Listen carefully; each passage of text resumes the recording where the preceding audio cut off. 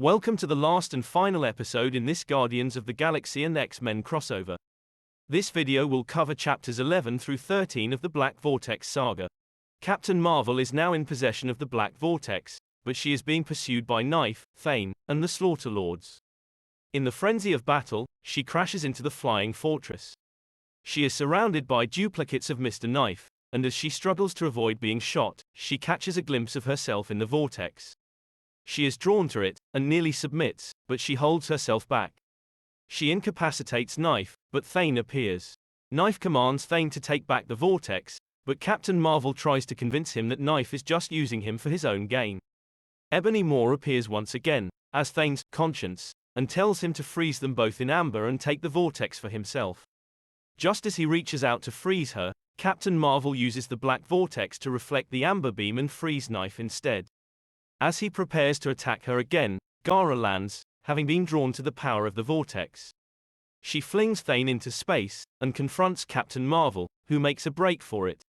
Meanwhile on Spartax, the Guardians and the X-Men are trying to figure out how to save the people who have been frozen before the Brood can get to them, when the Slaughter Lords find them. At that moment, Captain Marvel arrives, with the Black Vortex. Not far behind is Gara, who is ready to fight all of them and destroy the vortex that caused so much pain and suffering. Jean and Peter both see themselves in the vortex, but wrench themselves away from it, only to find that Gara has gotten a hold of it. She is ready to destroy the vortex, when magic interrupts. She tells Gara that the only way to save the people of Spartax is by using the power of the vortex. Gara reminds them that whoever decides to use the vortex for this task will be changed forever. Only someone strong enough to remember who they truly are should submit to its power. That's when Kitty steps up.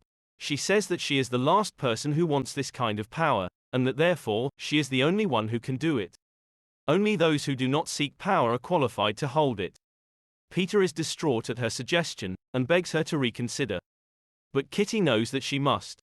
Kitty submits to the Black Vortex, and the others watch in amazement as she is transformed into a cosmic being of unimaginable power, and disappears from sight.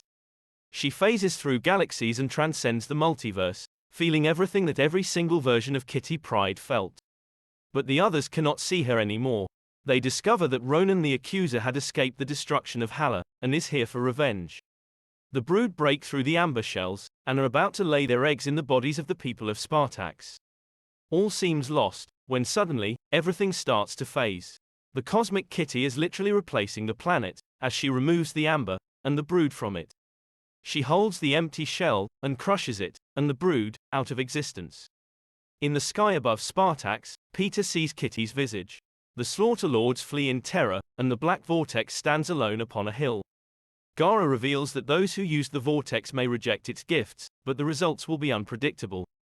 She warns that the Celestial who created it may come back to haunt them, and that they will not be able to undo all the changes they experienced. One by one, each of the Guardians and the X-Men who used the vortex step up to reject its gifts, and turn back into a more normal, yet not unchanged, version of themselves.